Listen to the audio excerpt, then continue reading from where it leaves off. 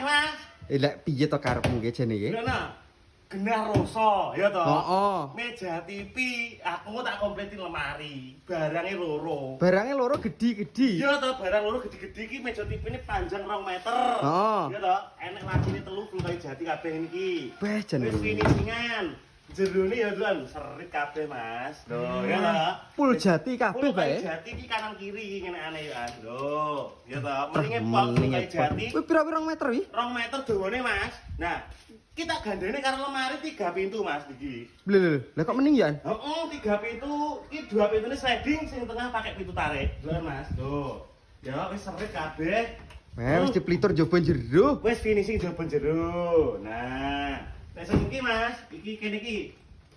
Nah, sampai dulu sik. Weh, gantung baju. Iki gamis. Enek lacine barang. Ya iya toh dilengkapi 2 laci kok kena diadah.